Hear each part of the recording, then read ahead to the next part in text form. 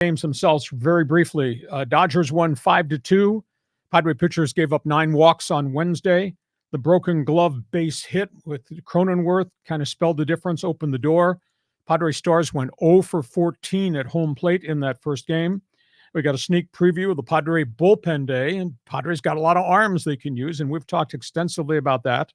Please tell me how slick Mookie Betts is at shortstop. Oh, damn, is he good. He's just amazing. Yeah, and I'll tell you the two things that caught my attention at 3 o'clock in the morning, how powerful and quick Ohtani's wrists are. He gets around on pitches, and how he gets down the base paths. I've never watched him go from home to first. Yeah. Just like that's a big man thundering down the line. So the game wasn't good. Joe Musgrove did not pitch well. This is work in project. He's not 100%. Today, Darvish just couldn't control the ball yesterday. So I was kind of disappointed there. I didn't think it was an artistic game, the Dodger win. And then we got to today, and I was kind of amped to see Yamamoto start for the Dodgers. And boy, that did not work out well. You talk about getting overwhelmed. 43 pitch first inning. He threw 23 strikes and 20 balls. He had no location at all. He was missing. And then you could see his mechanics went away. You could see his confidence went away. And by the 7th or 8th batter in that first inning, it was like he was shot putting the ball up there. He had no idea what he was doing. Went 1 inning, gave up 5 runs, 4 hits, a walk, a hits batsman, and a wild pitch. Now remember, Yamamoto had an 8.58 ERA in spring training with the Dodgers, and he follows that with this. Yeah. And his ERA after one start in the major leagues is 45.00. So not good. Breakout game for Jake Cronenworth, went 4 for 4 ribbies. Luis Campusano had 3 for 4. Jackson Merrill can play, 2 more base hits. Xander had 2 hits and 2 RBIs. Today, 26 runs, 32 hits, 12 bases on balls. And by the way, we did mention, and I'm sure I'm going to get heat about this, I did mention Dodger defense being a little shaky. Yeah. Max Muncy did not get to 4 ground balls in today's game and was kind of responsible for some of the Padre rallies. And then Gavin Lux wouldn't go through, that gave the Padres insurance runs after the Dodgers had kind of stormed back. So I don't think it was a success for the Dodgers.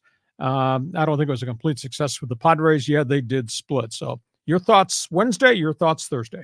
All right, well, let's go in reverse order. The Thursday game, today's game, I was watching Yamamoto blow up in the first inning, and all I could think about was you, because you were saying how he was kind of shaky in spring training, but the Padres just teeing off on this guy, and you love seeing Jake Cronenworth, being productive right there in that number 3 spot. I love that.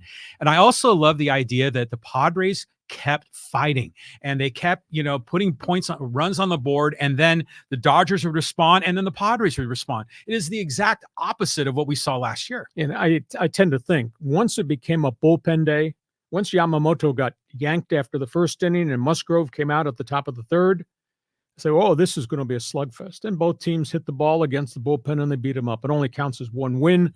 But it was kind of unique. I want to talk one moment about game 1 and the ball that got through Cronenworth's glove. Broke the webbing. So do you say that's an improperly maintained glove and Cronenworth is to blame, or is the equipment manager to blame, or is it just one of those weird things? Wear and tear.